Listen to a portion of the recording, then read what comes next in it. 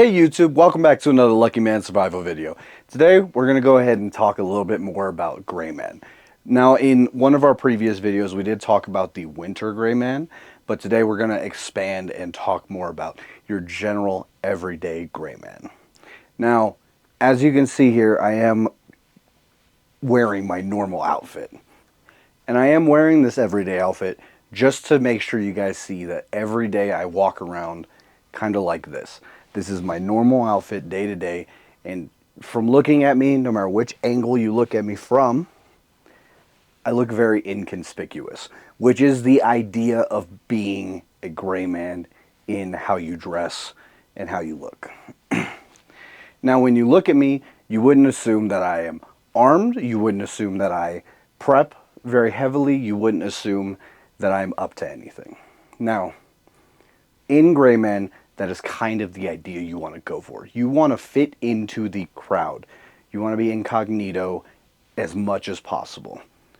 You are there to blend in if you are practicing Greyman. Now, what we're going to do today is we're going to go ahead and talk about some things you can do to fit in to your surroundings, even if you are armed, even if you prep, and some things to avoid to make sure you fit in a little bit better. All right? All right. Now, first thing I'm going to talk about is wearing logos.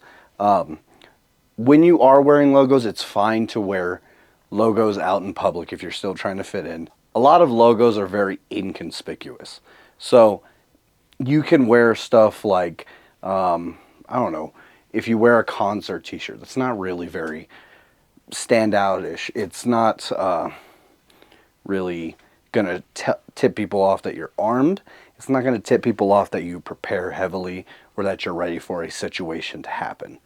Now, there are certain things you can do, like hats. Maybe you wear bandanas around your head. Now, you got to be careful that you don't look like you're part of a militia if you're trying to go for the Greyman look. All right, so here are some logos or maybe just prints to avoid. You don't really want to wear something that's blatantly Second Amendment. If you're trying to blend in, it kind of lets everyone know that you are possibly armed. You also don't want to wear t-shirts that have firearms on them, maybe even hats with the American flag, 2A, any of those kind of logos on them. It will tip people off to the fact that you practice your Second Amendment rights and that you are armed possibly, or even that you have other forms of survival on you, say knives, ways to start fires, stuff like that. It doesn't help you blend in very well at all. So definitely make sure you're avoiding anything that has blatant logos that are showing off what you are believing in and practicing in that way. Now, it's fine to wear a t-shirt that maybe has your favorite Bible verse on it. That's not really conspicuous. Like, it's not letting people know that, hey, that guy's armed. It just lets them know that you believe in whatever you believe in. All right, so the next thing I want to mention is neutral colors. Wearing colors that aren't flashy and show-offy. So, neon colors are out of the question. You don't need to be wearing these bright colors that let people know, hey, here I am. I am right at this moment, right here. Kind of want to go Where's Waldo-esque. You want to blend in to everyone around you wearing neutral colors. Kind of how I am right now. This red doesn't pop out very often. Yes, I'm in a flannel. It's kind of a lumberjack look. You've heard John say it. But does a lumberjack really make you think, oh, that lumberjack's armed? Not necessarily. There's a lot of people who wear flannels around. They kind of blend into the crowd. You wouldn't notice them unless you're really into flannels. And if you're into flannels to the point where you notice everyone in a flannel, you might want to get some help. That's weird. But neutral colors are very important when it comes to blending in and being a gray man. You don't really want to be popping out and displaying it to everyone. Now, on the same note of colors, we're also going to talk about the disadvantage of wearing camouflage. Now, it's not inherently meaning that you're carrying or that you are practicing Second Amendment, but let's be honest with ourselves. The only people who are wearing a bunch of camo are people who believe in their Second Amendment rights or practice like prepping and survival. So it is kind of broadcasting that that's what you're into and that's who you are. All right, so the next thing we're going to talk about is dressing for the occasion. Now, obviously, you don't want to go into a social event wearing stuff that's out of the ordinary or doesn't fit the occasion. If you go to a costume party, you want to be in a costume. If you go to a black tie event, you want to be in black tie, right? You want to be dressed up for what your occasion is. So don't awkwardly go and try to wear like me with my flannel. I can't just wear that into a high class social event just because I want to hide my firearm, right? And obviously I'm not going to keep wearing my flannel come summertime. It's too hot. People will look at me crazy like that guy is wearing that in the summer. What the hell is wrong with him? But you want to dress for the occasion that you are going to. So keep that in mind.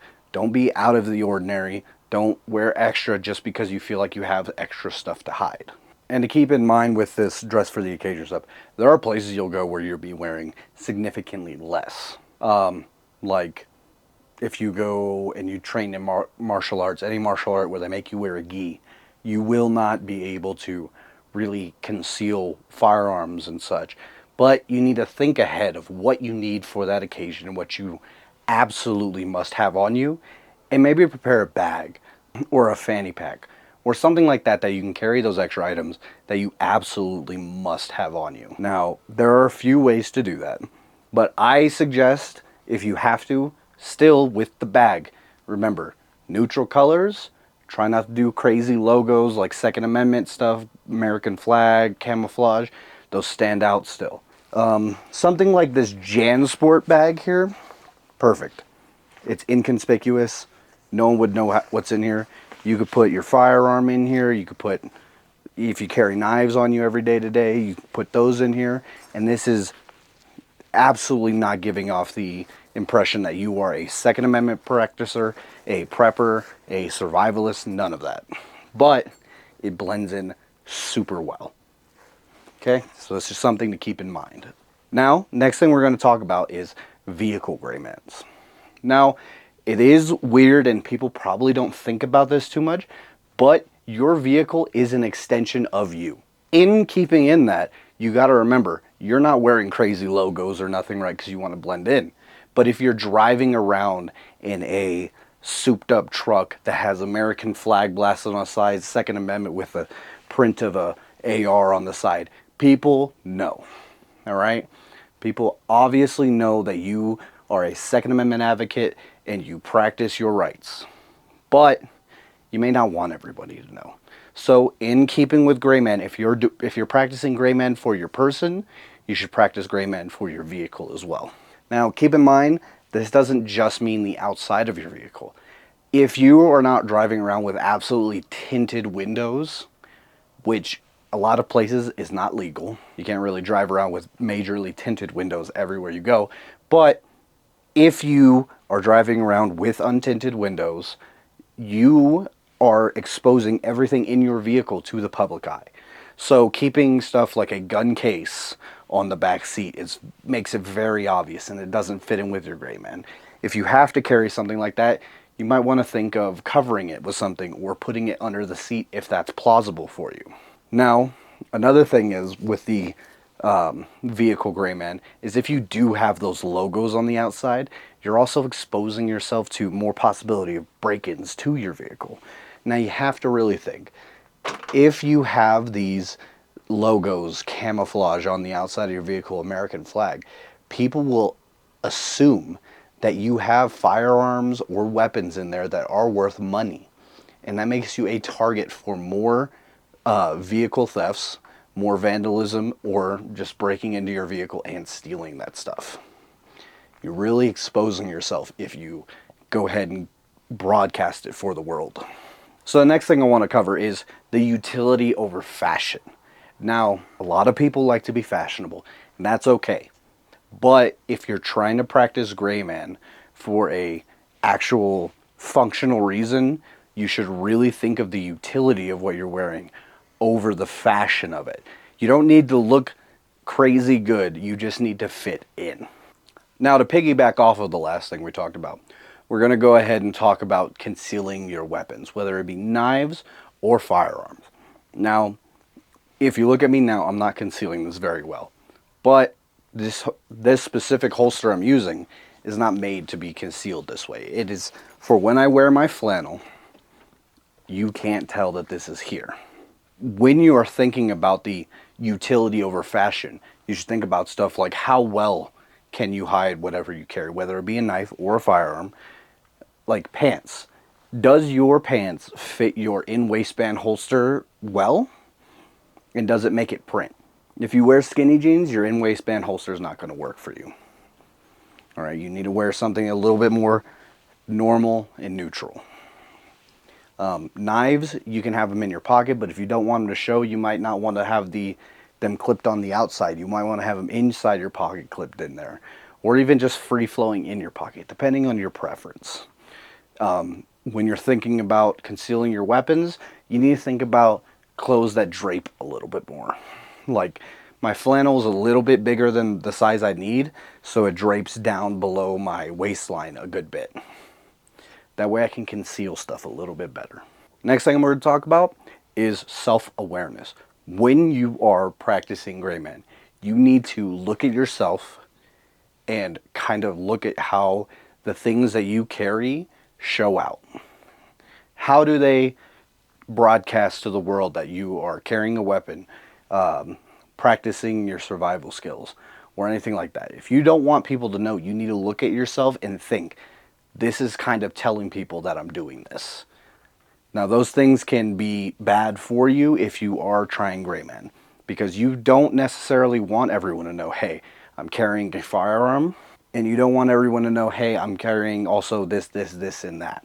I don't want to broadcast that I have a way to start fires on my person readily available. I don't want to broadcast that I'm carrying a expensive gun on me readily available. You also don't want to broadcast stuff like how much cash you're carrying. So clothing that's very expensive, you need to be self-aware and realize, oh, that's not a great idea because I look more like a target for a theft or robbery. All right, so we're going to take a second. We're going to go ahead and move on to our last little section here. All right, guys, so the next thing we're going to be covering, which, I'm being a little dramatic here, but it's going to be tactical versus Greyman. Now, when we're talking about the specific principle, you have to think about how you look to the general public. Are you printing a gun? Are you showing off what you got down there? Is your shirt really close and it's tucking in and actually causing printing? Are you wearing a gun on the outside of your waistband? Are you wearing a shirt that says Trump 2024 and all this stuff? Are you wearing a Glock hat like I am? Are you wearing tactical plates? Yep. Or even worse is like me. I will admit this. Me and him are pretty good on the spectrum. He's more Greyman in a day-to-day life. I do tend to dress more tactical. Now, the reason why is because, one, of my job and the things that I do in my personal life. I'm a gunsmith. I work as a gun broker and a pawnbroker. I work as a medical transporter. So I do things that kind of negate me to use those kinds of things. Now, another thing is I work for a company that's pro-Second Amendment. Both of the companies I work for are pro-Second Amendment.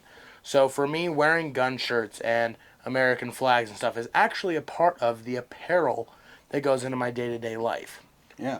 And for me, it's a little bit different. I don't work for any company that I need to be readily prepared or that is celebrated for Second Amendment rights. I kind of just don't want people to know what I have on me. I don't want to broadcast my beliefs to everyone.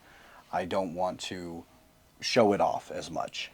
And it's all about personal preference. Like I said, if you want to do Greyman, you can use some of these things that we talked about to kind of look at your setup, your EDC, and see how you like to wear it and what you can adjust on yourself to fit more into not being as conspicuous to the public. Now, I am going to play devil's advocate a little bit. Now, where me and Parker live is a Second Amendment conservative state where people walk around in camo year-round, people walk around with Trump shirts year-round, people carry guns year-round. This actually, in some senses, would be considered the gray man look. Now, I say that to make you understand that that is another thing about fitting into the dressing for the occasion. When you are wearing stuff that fits into the common core principles of your area, now granted, I don't have this exposed, but, I do carry a firearm. Like Parker was saying, my shirt's a little bit more baggy. It kind of hides it a little better. I don't wear things that are super printy, but do show my views and things like that. But it's because it is in my area to be normal to do that. Now, when I lived in Las Vegas, this is not what I wore. I wore, band hats, band shirts, skinny jeans, or whatever. That was the common practice there. Here, on the other hand, I can wear camo pants and tactical boots and, have a gun on my hip, and it is the normal. So you have to think about what is available in your area and what's common in your area. Do people walk around with gun shirts on? Do people do that? Because if that's the case, then you are fitting into the prerogative of your area. But if you live in a place that's less conservative, maybe more liberal, or a place where people are more likely to wear skater shoes than work boots or something like that, you have to think about your area, and you also have to think about your personal preference. For me, I am trained in hand-to-hand combat. I am an avid shooter. And I'm kind of a big guy. I'm 6'1". Parker's about 5'10". So, I'm a pretty big dude. Most people aren't going to walk up and try to start things with me because of my size. And I don't mind kind of posting that I'm more Second Amendment related to a lot of things. Because for me, if someone wants to come up and say something to me, I know that if I'm in public, I'm probably going to have someone who's going to be around to have my back. Or I'm going to have my own damn back. But if you're someone who is non-confrontational, someone who, you just want to get through your day-to-day as safe as possible, then going to the more traditional gray man is probably more your suit. If you're someone like me who I really don't care what other people think, I don't care if I come off as a threat. Honestly, in the town that I live in, I am actually probably the least armed person that we know. So it's pretty crazy to say that, but it's true. When you have to take your area into consideration and what you are comfortable with doing, do you want to not brandish, and do you want to make sure that people don't have a single clue, or are you okay with going kind of in the middle? Or are you the kind of person that's going to walk around with tactical bulletproof vests on? It's your prerogative, but you have Look, to someone was understand. walking around with NVGs on their head the other day, all right? Yeah, I'm telling There's you, where people we on live all is sides of wild. I this. love it. Besides that, when you think about it that way, this is actually considered normal attire. Actually, in some senses, even more, would you say, calm than most people? Around here, yes. Yeah, I don't wear Trump shirts. I don't usually wear really brandishing shirts. I do like having flags on my clothing, stuff like that. But there are some people that drive around with Trump flags on their trucks. I don't I don't put myself out there like that. But people who know me, they know I have a firearm on me. Where I work, I'm behind a gun counter. If you don't think I'm armed, you're a dork. You're stupid.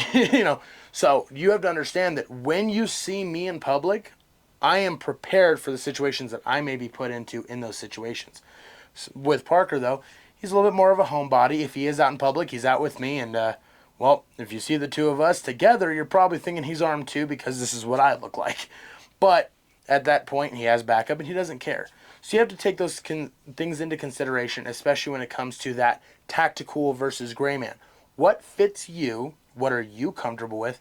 And above all are you going to stick out like a sore thumb in public? Yeah. If you do not live in a conservative area, don't dress like me.